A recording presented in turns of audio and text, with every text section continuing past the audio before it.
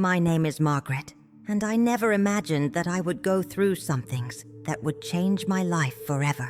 But here I am, writing these words because I feel compelled to share what happened to me. I died, I crossed over, and what I saw on the other side was something I could have never predicted. I met Jesus, and he revealed something about Black people that completely shocked me. It wasn't just a vision, it was a revelation. I'm still trying to process it, but one thing is certain. This story needs to be told. It was just an ordinary day, or at least, that's what I thought. I woke up early, made my usual cup of coffee, and went about my morning routine like I always did. Nothing felt out of place, but something was different, though I had no idea that within a few hours, my entire life would take a turn I could never have imagined. I was driving to work like I did every weekday morning. The sky was overcast, and the air felt heavy, almost as if the world itself was trying to tell me something. But I wasn't paying attention. My mind was occupied. Bills, work, all the things that had been stressing me out lately. Then, out of nowhere, a sharp pain shot through my chest. It was unlike anything I had ever felt before. Intense, gripping, terrifying. I tried to breathe, but the air wouldn't come in. My vision blurred, and suddenly, everything around me seemed to slow down. The cars, the buildings, even the people on the sidewalk. It was like the world had gone into slow motion. I don't remember the exact moment I lost control of the car, but I do remember the sound of tires screeching and the sickening impact that followed. The next thing I knew, I was lying on the pavement, staring up at the sky. I could hear voices, sirens in the distance, people shouting, but none of it felt real. As I lay there, something strange happened. The pain started to fade, and an overwhelming sense of calm washed over me. It was as if all my worries, fears, and stress simply melted away. I wasn't scared anymore. In fact, I wasn't even sure if I was alive. That's when I realized I was dying. At first, I didn't understand what was happening. One moment, I was lying on the pavement, feeling my body grow weaker, and the next, I was floating above it. I could see everything. The paramedics rushing to my side, a woman crying nearby, my own body lifeless on the ground. But I felt no fear, no panic. Instead, there was a strange sense of detachment, as if I were simply watching a movie. I tried to speak, to call out to the people below, but no sound came out. It was like I was weightless, drifting further and further away. Then, I felt something pulling me, not physically, but spiritually. It was as if an invisible force was guiding me upward. I had no control over it, but I didn't resist. A light appeared in the distance, small at first, then growing brighter and brighter. But it wasn't like any light I had ever seen before. It wasn't harsh or blinding. It was warm, inviting, like it was calling me home. I moved toward it effortlessly, as if I were being drawn in. The further I went, the more the world I had known faded away. The sounds of the city, the voices of the people, they all disappeared. All that remained was the light and an overwhelming sense of love, wrapping around me like a warm embrace. Just as I was about to step fully into the light, I heard a voice. It wasn't loud, but it was powerful. It resonated deep within my soul. "It's not your time yet." The voice was familiar, but I couldn't place it.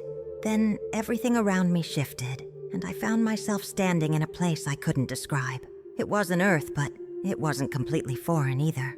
It felt like a space between two worlds, a waiting place, and that's when I saw him. The moment I stepped into this new place, everything changed. I was no longer floating, no longer just an observer. I was there, fully present, in a place that felt both familiar and unknown. It was bright, but not in a way that hurt my eyes. The air carried a warmth that wasn't heavy. It was pure comfort, a presence so strong and powerful that it wrapped around me like a soft embrace. Before me, a tunnel stretched far into the distance. It wasn't made of brick or stone, but of pure, glowing light. It pulsed with life, almost as if it were breathing. There was no doubt in my mind. I was crossing over. As I took a step forward, I noticed something incredible. The tunnel wasn't empty. On either side, shadowy figures stood watching me, their forms shimmering like waves of energy.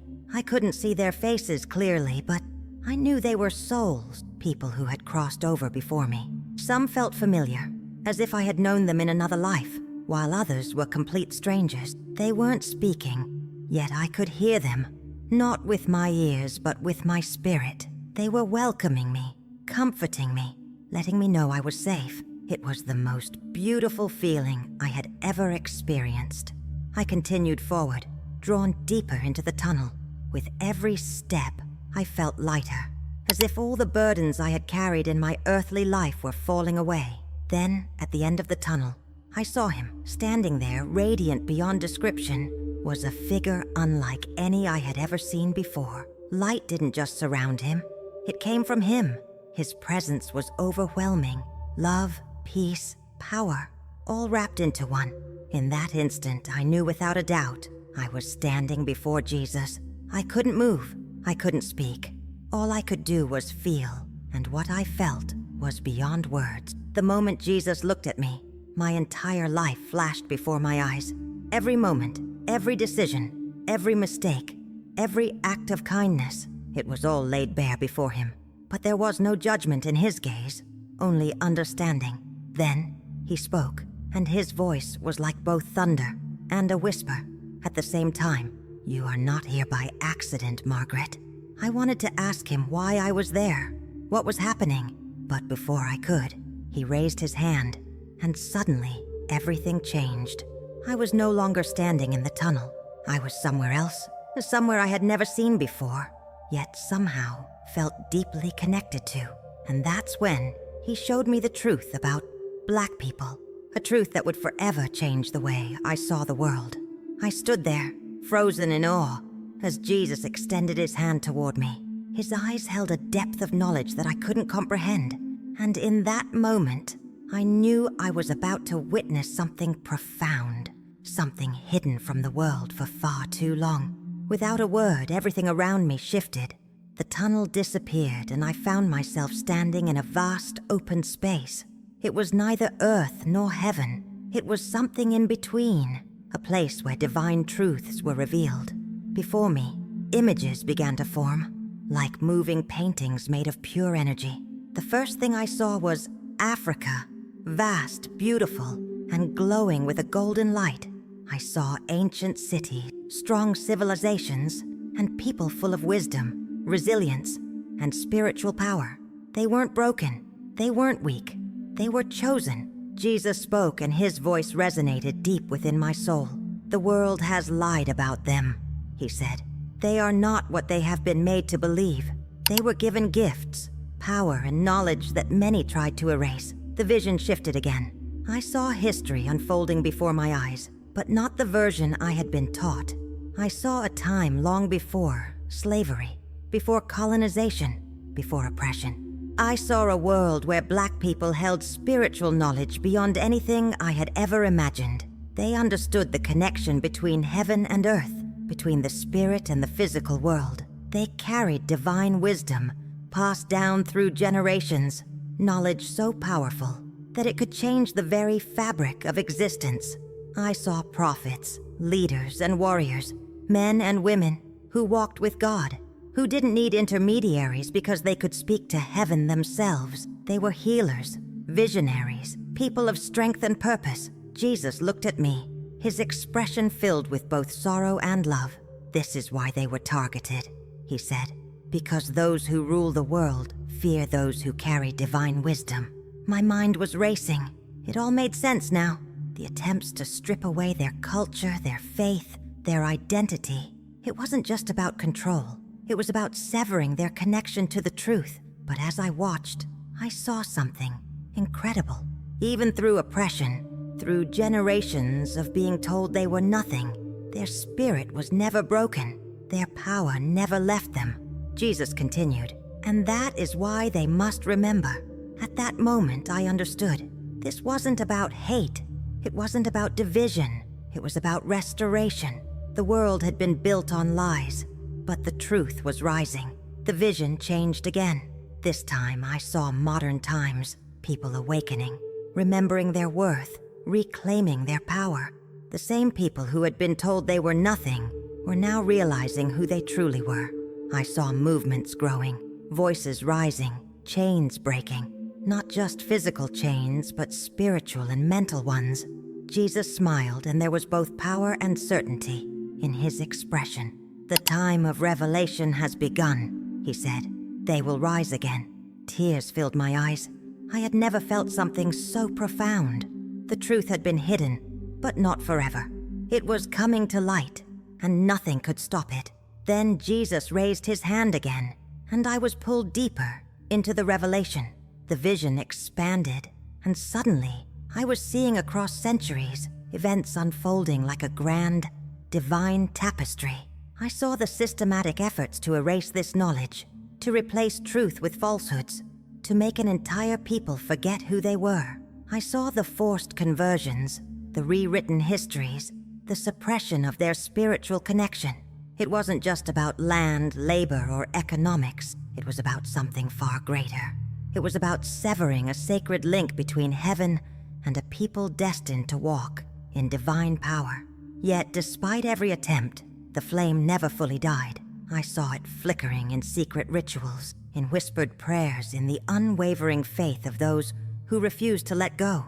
Even in chains, even in suffering, they carried something unbreakable. Jesus looked at me again, his voice both sorrowful and triumphant.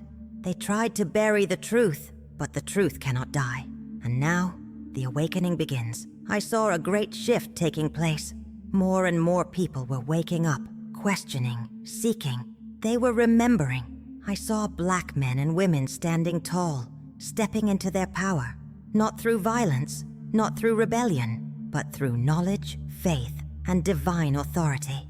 They were chosen, Jesus continued, but so were many others. It is time for all of my children to remember who they are. The vision changed again, and what I saw next shook me to my core. The scene before me shifted, and I saw a time of great conflict and revelation. It was as if the world itself was being split in two, those who embraced the truth and those who fought desperately to suppress it. I saw media, governments, and even some religious leaders working together to silence the awakening, to distort the message, to keep people in spiritual blindness. But it wasn't working.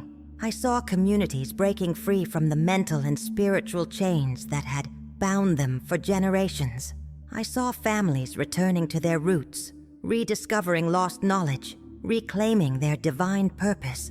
I saw young people, once lost and aimless, standing in authority, filled with the wisdom of their ancestors. It was a spiritual uprising, and it was unstoppable. Then the vision shifted again. I saw a dark force rising in response. It was unlike anything I had ever seen before. An entity made not of flesh and blood, but of deception, control, and fear. It worked in the shadows, manipulating, corrupting, spreading lies to turn people against one another. It wanted to keep them asleep, to keep them divided, because it knew that if they truly united, its power would be shattered. Jesus turned to me, his face both solemn and filled with unshakable certainty. "The prophecy is unfolding," he said. "They will lead the world into a new era of spiritual awakening." I gasped. Was this why I had been shown all of this? Was I supposed to share this message? Jesus nodded, reading my thoughts before I could even speak. "You must tell them. The world is changing and they need to know the truth." Suddenly, everything around me began to fade. The light, the visions, even Jesus himself. I felt myself being pulled backward, as if an invisible force was dragging me away from heaven. "No!" I cried out. "I don't want to go back." Jesus smiled, but his eyes held a quiet urgency. "You must," he said. "The world needs you to speak." Before I could protest, I felt a jolt, like a surge of electricity rushing through my body. I gasped for air. My eyes flew open. I was back. The sterile brightness of hospital lights flooded my vision. The rhythmic beeping of machines echoed in my ears. Nurses and doctors rushed to my side, their voices urgent, their hands working quickly. I could feel the weight of my body again, the heaviness of existence pressing down on me like a blanket. I was alive, but I wasn't the same person who had left. My family was there, their faces a mixture of relief and fear. They held my hands, whispered prayers, and thanked God that I had survived.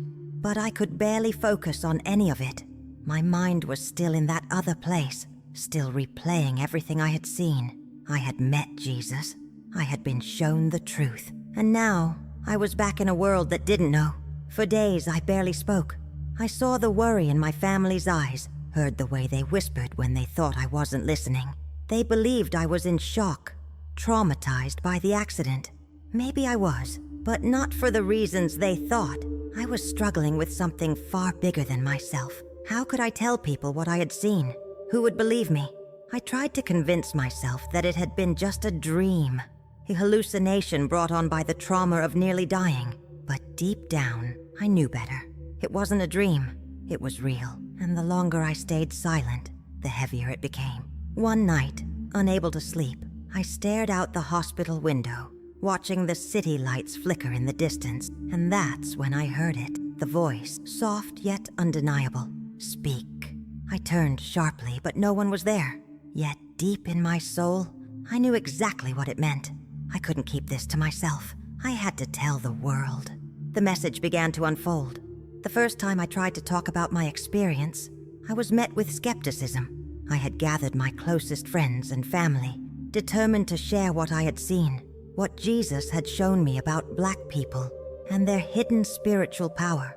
But the moment I started speaking, I could see the doubt in their eyes. You were in an accident, Margaret, my sister said gently. Maybe your mind was just... No, I interrupted. It wasn't a dream. It wasn't my imagination. It was real.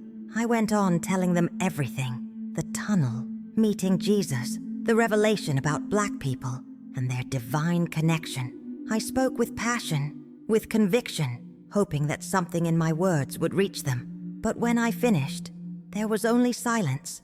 Then, my best friend cleared her throat and gave me a forced smile. Well, that's interesting, she said hesitantly. I mean, maybe it's symbolic, you know? Maybe your mind was just processing everything that's happening in the world. I felt my heart sink. They didn't believe me. Not really. I tried again with others. Church members, acquaintances, even strangers online. But time and time again, I was met with the same reactions. Some dismissed it as a hallucination. Others told me to keep it to myself. And some even got angry, accusing me of trying to push an agenda. It was frustrating, painful. I had been given this message for a reason, yet no one wanted to hear it. Then one night, as I sat alone, questioning whether I should just stop trying, I heard the voice again. Keep speaking. And in that moment, I knew I couldn't give up. The more I spoke, the more resistance I faced. It wasn't just skepticism anymore. Things started happening that I couldn't explain. My phone would randomly shut off while I was writing about my experience. Videos I recorded about my near-death encounter would mysteriously disappear. Strange calls from unknown numbers started flooding my phone. Heavy breathing on the other end, but no words. At first, I brushed it off as paranoia. Maybe it was just a coincidence. Maybe I was imagining things. But then one night, something happened that I couldn't ignore.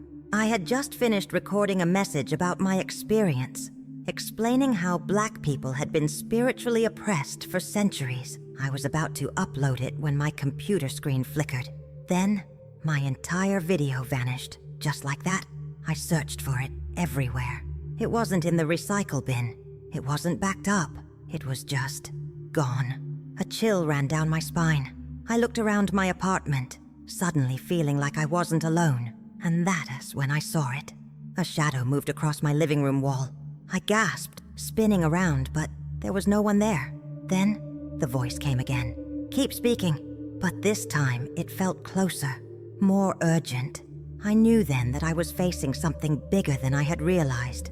This wasn't just about sharing a story. This was a spiritual battle. And whatever forces had been trying to keep this truth hidden, they weren't happy. I had a choice to make. I could stop. I could let the doubt, the fear, and the resistance silence me. I could pretend none of this had happened, go back to my normal life and never speak of it again. Or I could fight. I could keep sharing the message, no matter the cost. No matter who doubted me, no matter what tried to stop me, I thought back to that moment with Jesus, to the way he had looked at me when he told me the truth about Black people. He had chosen me to see this for a reason, and if I turned away now, I would be turning away from him. So I made my decision. I started writing, speaking, sharing my experience with anyone who would listen. I didn't care if people laughed. I didn't care if people doubted me. I didn't care if strange things kept happening around me, because I knew the truth, and the truth had to be told. So, if you're reading this right now, it means that despite everything, I've kept going. And now, I need you to do something for me. Share this message, because this isn't just about me. It's about all of us. The world is waking up. The truth is being revealed. And it's time for everyone, especially Black people, to remember who they truly are. This is just the beginning. At first, it felt like I was screaming into the void. No matter how passionately I spoke, how deeply I believed in the message Jesus had shown me, people still refused to listen. But then, something changed. One day I shared my testimony online, just as I had done many times before. But this time, it went viral. I don't know what made this post different. Maybe it was the way I worded it. Maybe it was the growing spiritual unrest in the world. Or maybe, just maybe, it was finally time for the truth to be heard. Within hours, thousands of people were commenting, sharing, engaging. Some dismissed it, of course. Some called me crazy, a liar, or worse. But for every skeptic, there were 10 others who felt something. Something stir deep inside them. I don't know why, but your words resonate with me. I've always felt like something was missing in what we were taught. Tell me more. These were the messages I received. Messages from people who were starting to wake up. And that's when I realized this wasn't about convincing the whole world at once. It was about planting seeds. Not everyone would believe immediately. Some would never believe at all. But those who were ready, they were listening. The revelation Jesus had shown me was no longer just my burden to carry. Others were feeling it, seeing it, recognizing the truth. And as more people started speaking out, something incredible happened. Connections began forming.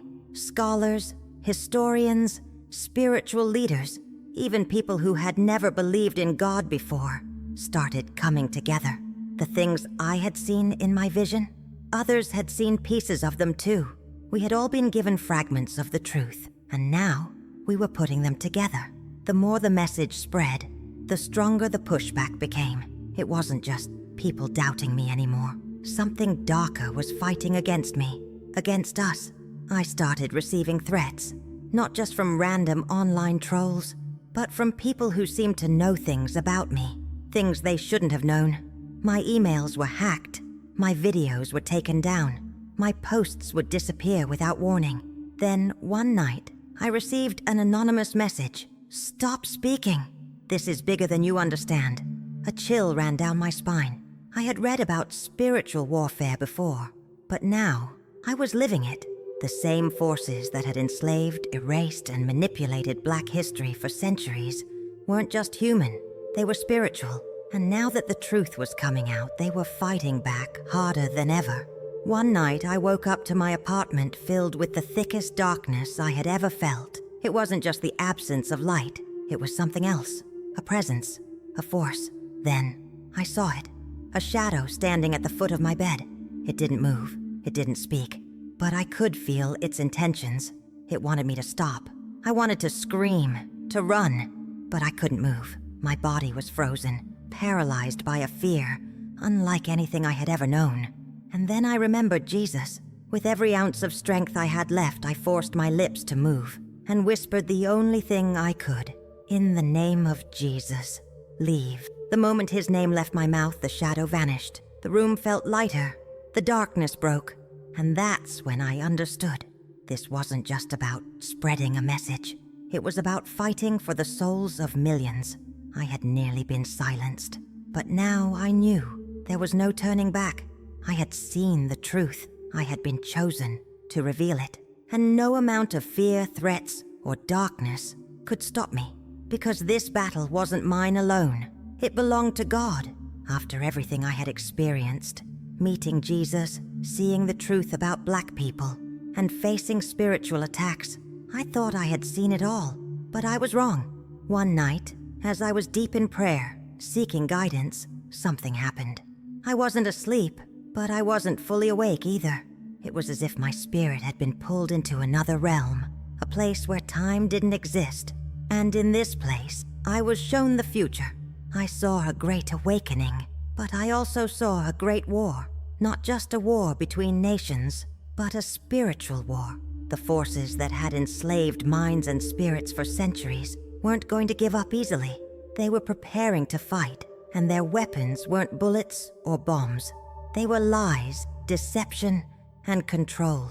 I saw people waking up, stepping into their divine identity, breaking free from generations of manipulation. I saw Black people, once broken and silenced, rising with an authority that shook the earth. They were reclaiming their knowledge, their spiritual gifts, their connection to God. But I also saw the enemy striking back.